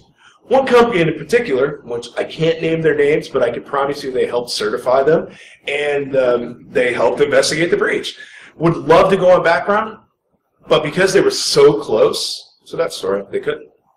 They couldn't even go on background. Because any comments they would make on background or on the record would directly violate their customer agreement. That's fine. I understand that. So when companies like that have to go on background, if that's the only source you have on a story, you use it. But even then, sometimes background's not going to help you, and it certainly won't help me. But I'll tell you, that was an amusing conversation to have. And we were at RSA in the middle of the show floor. So, yeah, it was really funny. Very last one, no comment. Don't say that. That is a very bad thing to do. Never tell a reporter no comment. Because no comment is evasive. And it makes me think you have something to hide. You don't. You never have something to hide. If you can't comment at this time, or there's a reason why you can't comment, say so. Tell me. Steve, I would love to comment on that, but I have customer agreements. I can't comment. That is different than saying no comment. If you say, you know, if I comment on this, I'm going to violate my NDA, I'm going to understand that completely. I don't want you to get sued. I'm not trying to get you fired for a story. That's not going to work. But if you just say, no comment, and walk away, you're hiding something. I'm going to chase you down. I'm going to keep digging on that point until I find out why you can't comment. The last thing you want is a reporter sniffing around. You really don't want that. Because now I'm going to start making assessments. I'm going to make judgments. I'll make assumptions. You'll be defensive at that point. Because now you're going to have to defend against my assumptions. And if you defend against my assumptions by saying no comment, well, that's an even bigger problem. Simply explaining why you can't answer a question or why you won't answer a question and being honest and direct is the better alternative to no comment. Anytime you say no comment, just remember you're going to have a journalist think you're hiding something. You don't want that. Sorry, I apologize for the notes. Literally, when they told me, when Beau came to me and was like, I'd like you to do this, I sat down with Word and just typed out based on his outline. And so when somebody suggested to me, they were like, hey, do you have a slide deck? No? Why would I need a slide deck? I've got my notes. Dude, you need a slide deck. Well, PowerPoint? Yeah. Cut and paste. All right, that works. And so this is what we got. Tricks in my trade. There's some journalists who will hate me for doing this, but whatever. We're going to start at the bottom. I'm going to work my way up. Raise your hand if you know what a social engineer is. Raise your hand if you honestly know how a social engineer works. Raise your hand if you think you know how a social engineer works. Okay, those of you who have kept raising your hand, you've been social engineered because you've done exactly what I've told you to do over and over and over again. I love you for that. Thank you. A good journalist is a social engineer. I'm going to convince you to tell me all of your secrets. You're going to tell me what I want to know. Some people call them interrogation techniques, and that's exactly what they are, because valid, proven interrogation techniques are good interview techniques, and journalists use them the world over. It's not a bad thing. A good journalist knows how to make you talk, because some people are uncomfortable with it, so you have to make them comfortable. Which is why, if you've noticed here, I've listed a few social engineering techniques. Paraphrasing, dart throwing, interruptions, my favorite, silence. Silence is the best one. I'll ask an open-ended question that's sort of leading, and then I stop talking. On the phone, silence is just maddening, and people will start talking. The more you start talking, if I encourage you, offer, some flattery or some confidence-boosting things, you'll keep talking. The more you talk, the more I'm going to get out of you. The more I get out of you, the more likely it is I'm going to have something good for a story. Does that have to be bad? No, not at all. This is not a negative thing. Some people are bad at giving interviews. It's a fact of life. These techniques help them get over that hurdle. It gets them comfortable in talking to me. The best example of this is an engineer. Engineers, researchers, and hackers do not like to interact with people. It doesn't mean they don't like to interact with journalists. They don't like people. They don't like social interactions. I know some of you in this room, and right now I am petrified to be standing up here. Why? Because I'm a hacker. I'm not good at dealing with people. I like to stay on my own, out of the way, write my stories, play with some code, troll some people on IRC, and then have a great night. So this is nerve-wracking for me, but I love it at the same time because I'm a hacker. Teaching and sharing knowledge is what I live for. Only now it's not a text file I'm sending, I'm standing in front of you talking. Using these techniques, you can get an engineer to open up. You want to get somebody passionate who's afraid to talk to the media, give an engineer confidence about his code and start asking questions about it, you won't get them to stop talking once they start. But it's great because when I need to fill in a story about why this particular platform works the way it does, or why this particular attack impacted only certain segments of the market, but it's actually viable to the entire enterprise, an engineer can tell me that quickly. They can speak my language, which is pure technical jargon. And you get them over that hurdle, which is why these techniques are great. Now, if I wanted to be a negative reporter, yeah, I can use these techniques the same way to bury you. But that's not what I did. However, if you get a reporter who's throwing darts or using machine gun questions in the interview, no matter what, even if the reporter calls you or you called the reporter, you were in charge of that interview, never be afraid to end it. Because if a reporter starts machine gunning you, that's the last thing you want. That's actually a dirty trick. Beau, I'm going to use you as an example. What would you talk about this morning? What time did you get here? Yeah. What time did you get here? 9? You sure? That's funny because we saw you at 9:15 and you weren't in the room, so why weren't you in the room? I don't know. What were you doing? I don't know. What was your class about this morning? What was the first question you gave to your class? I'm going to run. Why can't you talk to me? Where are you going? I'm going to get You're done. coffee. Why coffee? Decaf or regular? You see my point. You keep firing questions, you keep them off balance. As you keep them off balance, what was the one question I asked Beau twice?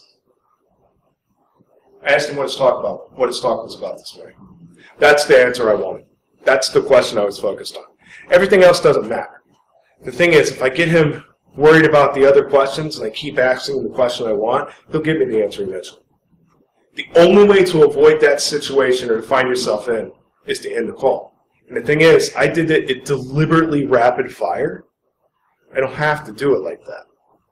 Machine gunning your questions is really simple. It's just me avoiding what you're answering with, interrupting you, and circling around my original question and following it up. I could do that really calm, really slow, and super assertive. And there are techniques you can use in your voice. For example, as I stand here and talk softer, every one of you is straining to listen to me. But every one of you can hear every word I'm saying to you, can't you? You understand me perfectly, don't you? That's an authoritative voice that'll make people talk to you. They'll listen to you. So when I asked Beau what his first question was this morning, he'll think about that. But if I asked him what his coffee was and then asked him what his first question was, if I keep him on the phone with this type of inflection, he'll answer me. That type of trick works. It comes to you, and it will work. So if you feel uncomfortable, and your media reps or your HR people, when you do actual corporate press training, they'll tell you this. If you're uncomfortable in the interview, you're done. Don't be defensive or evasive. Use and instead of but when you're responding to me. And this, I'll keep it personal from this point so you have a point of reference. The reason why you want to use and instead of but when you talk to me, but means you're hiding something. There's something you want me to know, but you won't tell me. Why won't you tell me? There's something you meant to say, you know you shouldn't say, so you're going to keep that away. That's why you use but. And joins thoughts. It joins phrases. It joins everything. If you want to keep the conversation moving, you're going to use and. Limit sidestepping and blocking. Sometimes you'll be asked a question and you'll hear executives, C-level executives say this a lot. I think the question here really is, or we take people's concerns very seriously. We take a slightly different approach. All of that's evasive. If you're using comments like that to a reporter, you've lost them. Most journalists who write about security on a regular basis will hear stuff like this and immediately know you're not talking. It's a very bad, it's a very bad precedent to set. Once you start using these type of comments on an interview, unless you stick to them all the way through, you're going to catch a journalist circling around you. They'll start machine gunning you. I'll get you out of that loop. But if I have to work to get you out of that loop, you've lost the entire interview, and it's gone sour on you. If an interview's gone sour on you, you'll become a hostile comment in an article. So let's say we're talking about the AT&T data breach. If you're an AT&T executive and you're starting to use those, I think you're hiding something, which means this breach is much bigger than it should have been. That's not what you want to put out in public. You don't want people thinking that. And when they see, when the readers, not a reporter, when the readers see these kind of things in context, in quotes, you're done. Public perception will burn you for that. The last two there are actually really great ways to get out of a question. But what was the first question you asked this morning? I don't know, but I'll be happy to look into that for you. I'll get back to you on that. Can I get back to you in an hour on that? You'll buy yourself time to answer the question the way you want to. I get my answer, so you're appeasing me, but you get to pick how you answer it. You're not pressed for time. You're not forced into answering. You've bought yourself that little bit of extra rope. So now you can't be hung. That is a really good way to get out of questions that bother you. And it's not because you've got something to hide. A lot of times, reporters are going to ask you questions you simply are not prepared to answer. What was the final change you made on your latest revision on product? You have no idea, so you'll be happy to look into that and get back to me. That is not a negative question. He's not hiding from me. He legitimately doesn't know. So that's why you would keep things like that.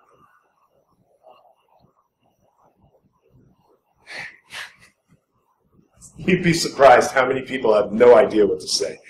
The interview, usually a reporter's going to say, hey, all right, well, I've got everything I need, but is there anything I've missed? Most people will say, No, I think we covered everything. No, we haven't. Anytime a reporter asks you if there's anything they've missed or if there's anything you'd like to ask or add at the end of the interview, say something, say anything. Bring it back to your original talking points.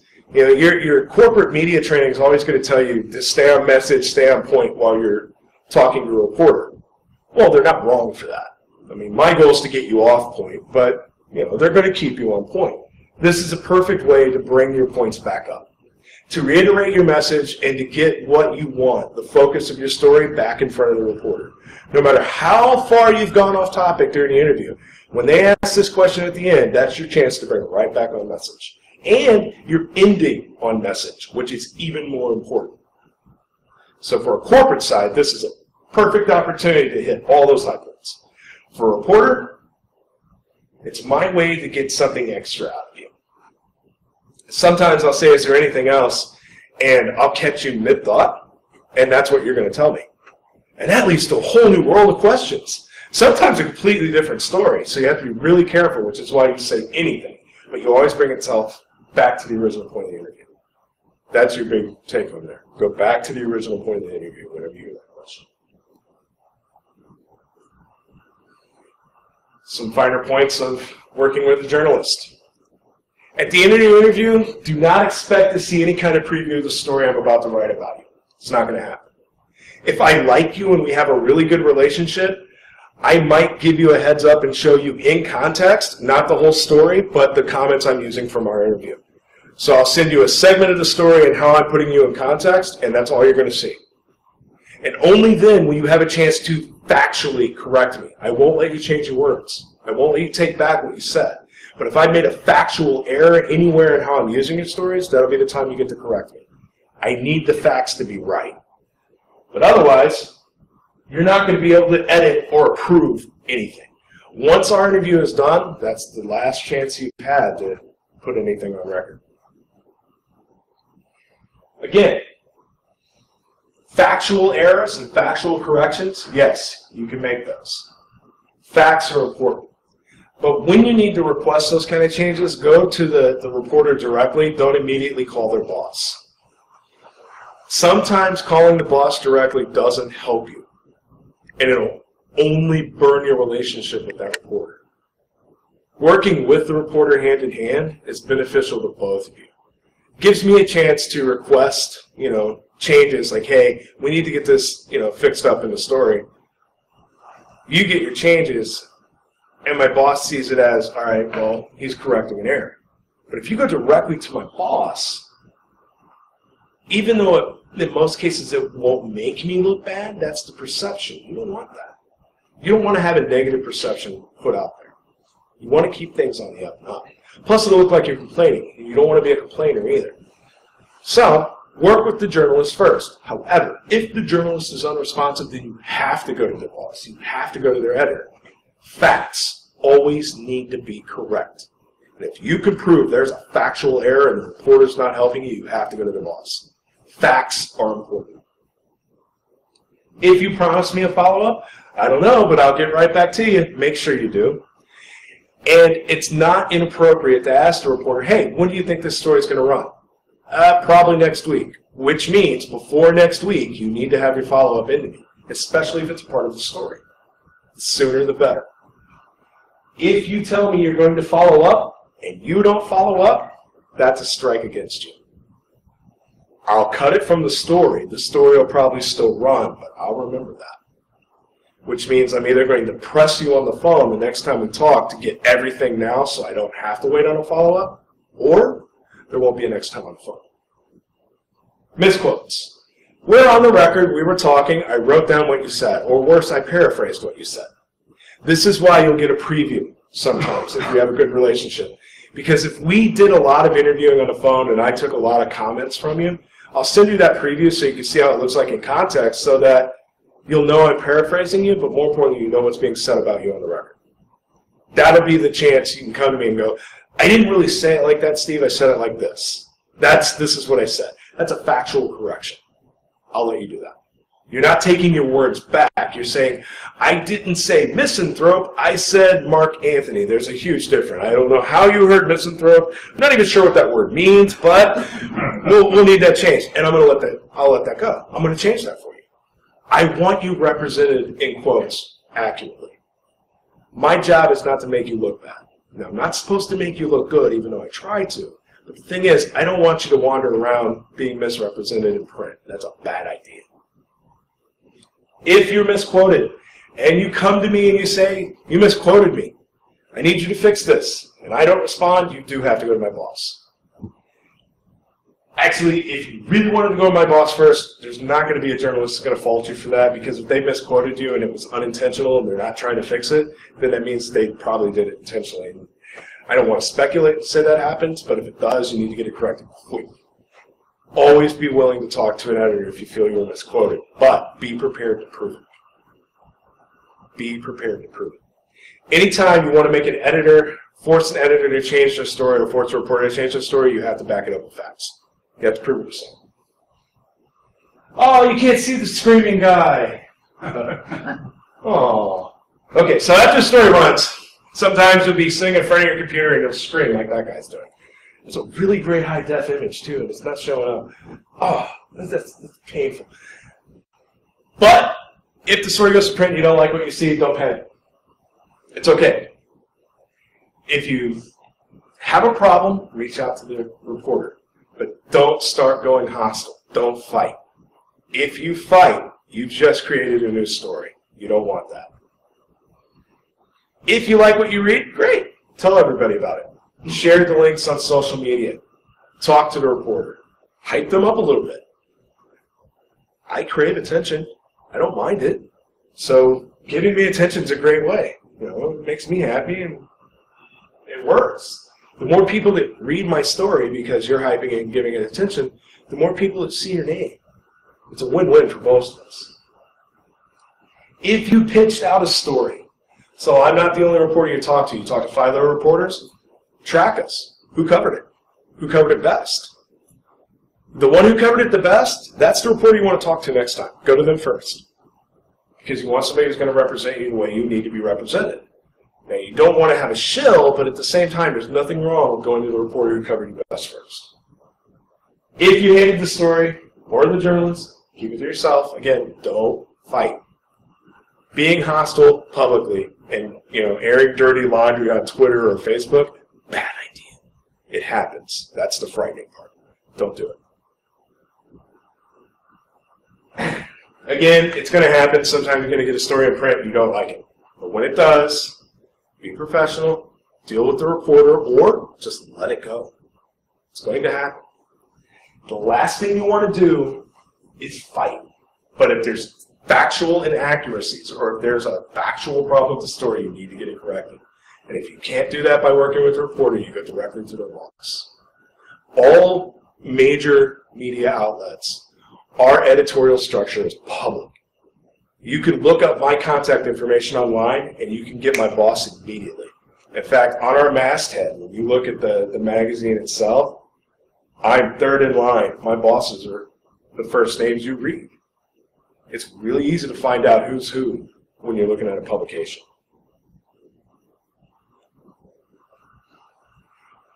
Go ahead. Ask me anything. I will answer any question you have on the media. Go. So, one of the keys that you were pointing out is don't be evasive and don't hide anything. You also recommended if I'm uncomfortable in the interview. Mm-hmm. Is there a way to end the interview without, it's just natural. I'm going to end it. I don't look like I'm hiding. So the question is, I say don't be evasive, but if you're uncomfortable in the interview, well, how do you end the interview without being evasive? If you are at the point to where you're uncomfortable in the interview, being evasive doesn't matter. If the journalist has gone out of their way to make you uncomfortable or you're just uncomfortable, you can't be in that interview situation. It's going to waste your time, it's going to waste my time, or worse, it's going to paint the wrong perception. The last thing you want is for me to have a bad vibe between us, because the fact that I think you're being evasive, that's beside the point. You don't want that kind of relationship. So if you feel uncomfortable in your ending, don't even think about evasive at that point. This is why I always recommend it's a good idea to have some sort of corporate communications structure. You should never be left on your own dealing with a reporter. You should always have your PR rep with you, or somebody internally in communication, or if your company's too small to have corporate communications, do a freelance PR agency. They're affordable, and you're able to get professional, forgive me for saying it, but professional help. And that's because sometimes being on your own with a reporter is never a good thing. And it's not because, we're evil liches who try to, go for the soul. That's not what we do. But inadvertently, you can get painted into a situation you don't want to be. Next. Would you go back a couple slides? Sure. To the things you're not supposed to say. More. Yeah, right there. I think the question here really is, we take a slightly different approach. I think maybe 2 years ago you and I were talking, and I'm 99 to 100% sure I said both of those. Yes, you did. So here's the thing. So you did say both of those. Yeah. Think of the context. What were you talking about at the time? Wasn't it communicating to the end users or something? Very good. Right. Keep going.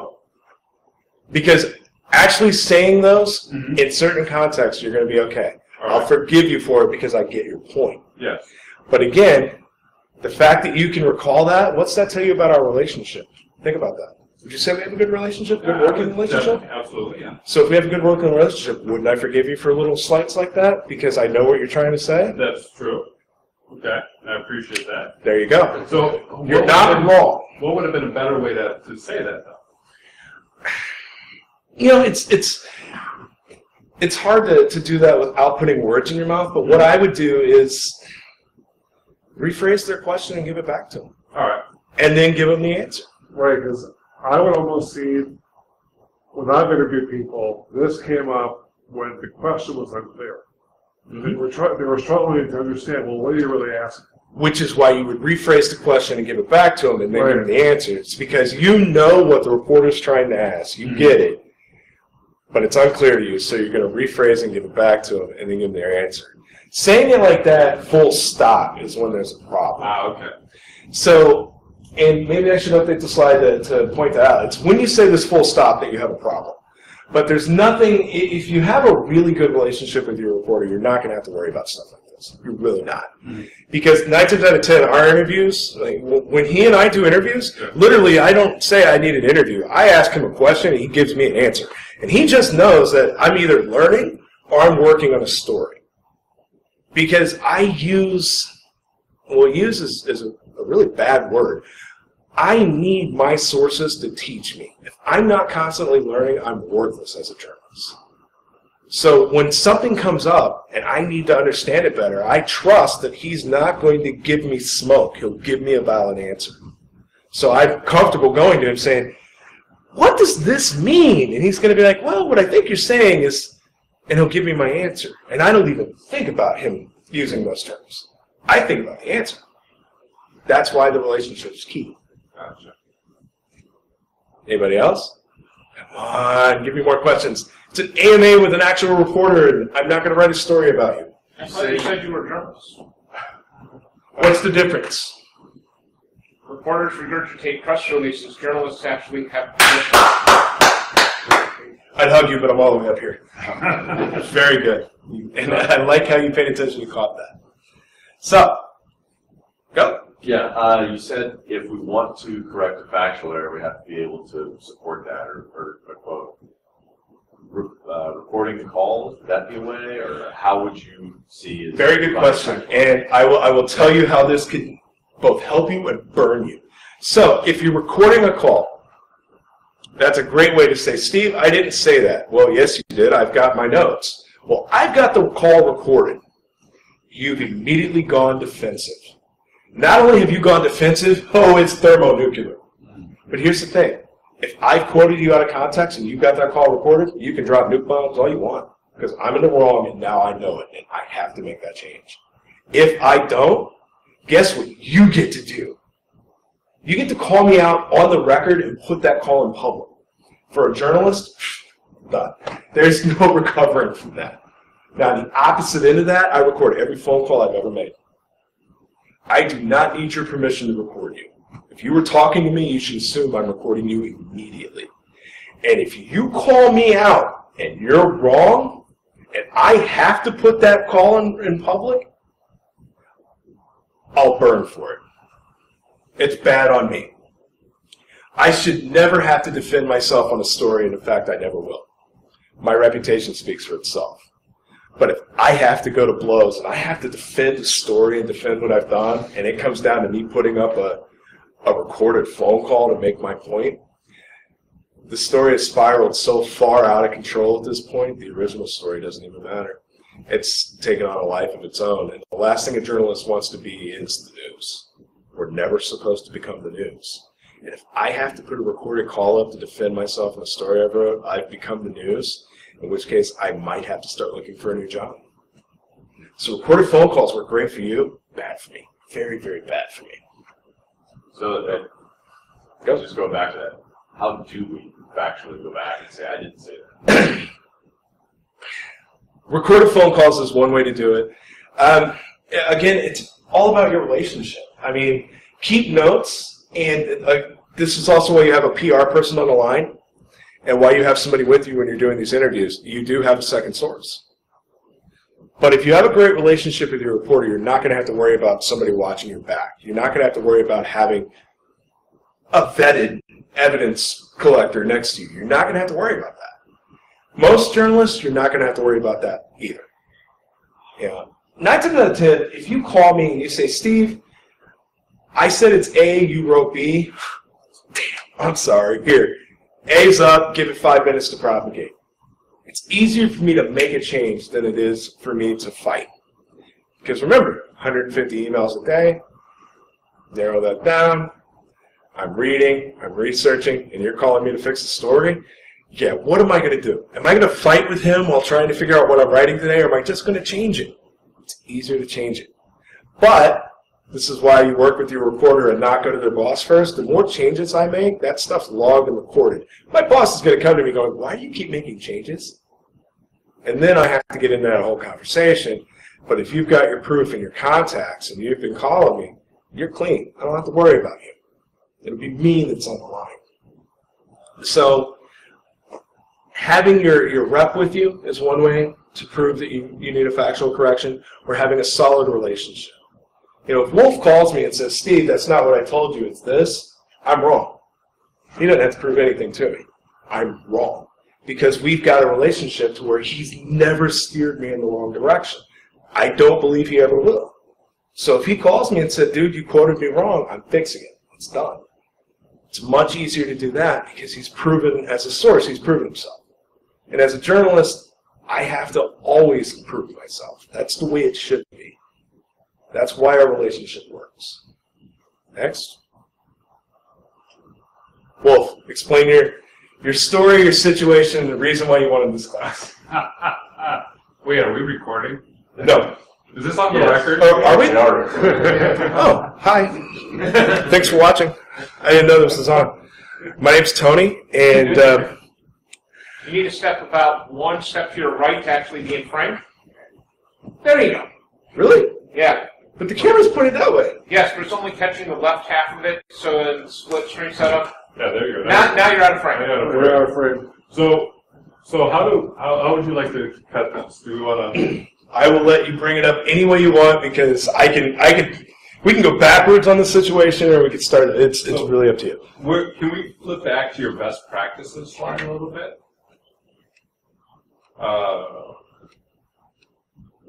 Yeah, keep going. We'll come back to that in just a minute. Right there, fast and catch, a little more forward. So we had a situation where I don't know that the comments were short or kiss. As a matter of fact, I'd argue they're the exact opposite. That the relationship wasn't built up with the journalist. That the journalist's area of expertise was not considered with the messaging. And that a very excited person who has a lot of energy and a lot of passion explained things in a lot of depth. And not realizing, like you had mentioned, everything is on the record. And it ended up causing a little bit of stuff. A little bit of stuff. So it turns out that Linux isn't as secure as most of us think it is. And if you know how to program in Bash, you can destroy the security of Linux completely. That was the story, and that was how it was presented. The thing is, because the contributor who wrote the story got it completely wrong, and it ran in a major publication, it spiraled. See, when one major pub publishes a story that's really excitable, and, you know, boom, breaking news, all the other pubs are going to do what's called a follow, which means they broke that story, it's getting a lot of traffic and a lot of discussions. I need to write about it. I'm going to follow that. By following, if the first story is wrong and you're following on that story, you're wrong. The guy who follows you, they're wrong. It goes on and on and on and on and on. So there are a couple of breakdowns in this. One, there was no relationship between the contributor and the researcher. Okay? That did not exist. In fact, the researcher had just said, well, thank you and have a great afternoon. Steps off the stage and there's the contributor. I want to write a story about you. This was his very first talk. This was one of his very first research projects. Okay, he is a 21-year-old researcher who just got into InfoSec and he's already doing talks. He's on cloud 9. And in his mind, a journalist for a major publication wants to do a story. He freaked out. He did what any other researcher would do. Got really excited and talked about what he loves. Talked about something he was passionate about. You ever heard the term excited utterances? So imagine a researcher who, for the very first time, is being interviewed by a major publication about something he knows thoroughly, something he's actually really versed in. And he's excited. So he just starts talking about everything, right off the gut. But he's using jargon and words and phrases that this contributor, notice I keep using that word, it's important, has no idea what he's saying. So he asks a couple follow-ups. What does that mean? Well, it means this, this, and this. Again, technical jargon and, you know, vernacular.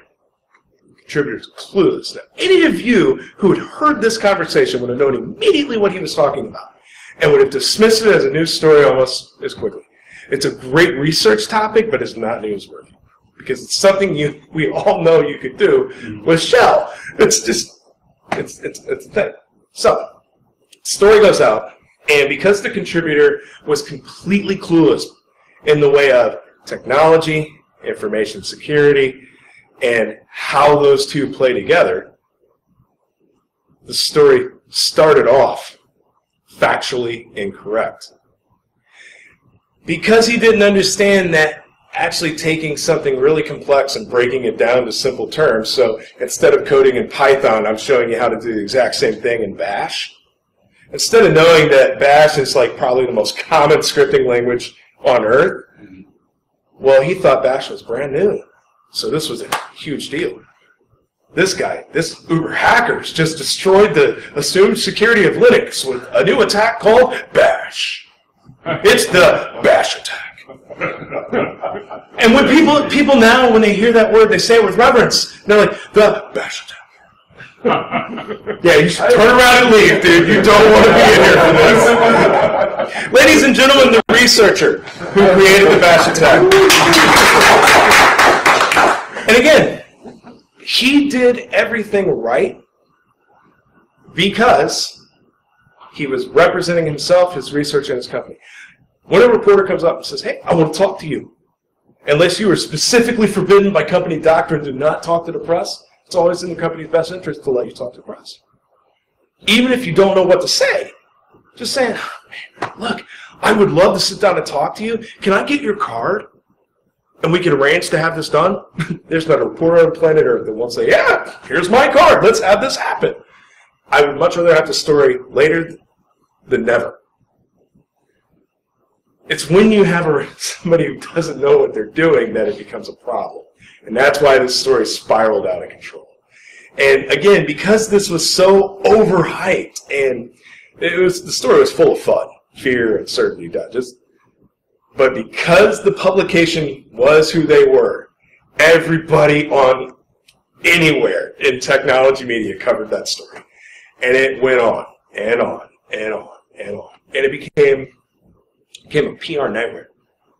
And that's because the researcher and the company themselves were forced to defend their position. And it was only because this contributor got it wrong that people were thinking that you were like some sort of, moron. And that's not the case at all.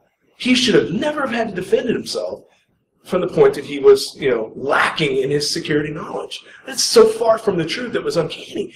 But that's where it went, and it was all because a reporter got it wrong. And that's why knowing your reporter, having that relationship, and knowing what you want to talk about before you start talking is key to doing an interview. Yeah. So for those of us that are just entering the world of dealing with media, how do we get to know reporters? How do we leverage our community to pre-vet? If we use the community as a vetting mechanism, so we know, hey, I can trust this reporter. I worked with him before, or worked with her before. What recommendations do you have? Don't be afraid to interact with us when you see us at conferences. I go to all the major security conferences. In fact, I live on the road. So it's one of those things where you see me walking around and I've got the press badge on. Come up to me and go, hey, who do you write for? I write for CSO. Hey, I read your stuff. That's great. Here, if you ever need anything, here's my card. At the end of every show, when I come home, I take all the business cards I get, and I write down who's who, what's what, and I Google your company. And I look at your company and what you're doing. And I will file you away in my little note index under a certain category of security, either application security, network security, vulnerability research, so that when I need something quick, I can flip to that index and I know who I can talk to. And it's nothing for me to send a mass email to 20 people in one day, ask a single question, and let you fight who gets in my article. In fact, I like that. It's Mortal Kombat for quotes. But I do that. But here's another neat trick. The more I see you at a conference, and the more we interact, I remember you. And now I know you by sight and your company name and what you do. And that is the best tool ever at forming a relationship, because you and I may have never talked, but I know exactly what you're doing. And so now when I'm working on a story and I see you at a conference, don't be surprised. I walk up to you in the middle of the hallway going, quick question. Hey, great, can I quote you on that? And out comes the little notepad. Journalist's best friend. It's in my bag right there. It's a little notepad, spiral notepad, legal pad. And I start writing things down. You're in a story. And that's your relationship. And when that story runs and it's good, that's your credibility. You've given me information that didn't burn me. So now I know you're a good source. So the next time I come to you, it's just as easy as saying, hey, what's up? Quick question. Thanks, man. Appreciate it. And we're done. And you're in a story. That's your relationship. Don't be afraid to interact with us. We don't bite. I mean, there are some journalists who are prima donnas, but it's not their fault. It's the publication, the way they market them. So every journalist likes to meet people. We have to. We have to interact with them. So don't be afraid when you see them. That's how you start it. When you go to send an email and you want to pitch us, that's fine, but know who you're pitching and why you're pitching them. Steve, got a report coming out. Focus on AppSec. Actually, I found an SQL injection in 50,000 websites. Coincidentally, it's the Alexa top 50,000. Every one of them has a major SQL injection vulnerability. So since I've got SQLI on every server in America, it seems, would you like to talk about that? Yes, I would. I would like to talk about that right now. Pick up your phone. I've never met you before. I don't know you, but you just said you've got SQLI on everything? Yeah, we need to talk. And within 5 minutes of our phone call, I'm going to vet you and figure out if you're either full of it or if you're legit, and then we're going to go from there. There's nothing wrong with cold calling a reporter, but you have to know how you do it. And the reason that cold call works is because they know I like vulnerabilities. I love vulnerabilities. I like collecting them. I like using them. I like playing with them, breaking things with them. It's just what I do. But that's how you get through. If they called me and said, hey, I've got a new product, nope, you're done. The word product in any kind of email subject or the first few lines of an email to me, you're done. I see that word and just stop. Now, if you said, hey, I hate products as much as you do, I'll read your second sentence. But I might not read the whole email if it's a cold call pitch. Most of the stories and pitches I deal with are from people I've already got a relationship with. And it's biased. I understand that, but that's my workflow. More questions? Anybody? Anybody want to be subject of a story? I'm going to make one up off the top of my head and write it. I'll put you in there. I promise you can be the evil villain. Okay. Thank you for making my first official talk something really cool. And again, go back to the front here. You know, that's me on Twitter. It's actually really quick, the quick way to get a hold of me. But I've got stacks of business cards, and I encourage you, if you've got questions, reach out to me. That's what I'm here for. You know, I write about and teach everybody when I do the news, but answering your questions on stuff like this is second nature. So, thanks. Appreciate it.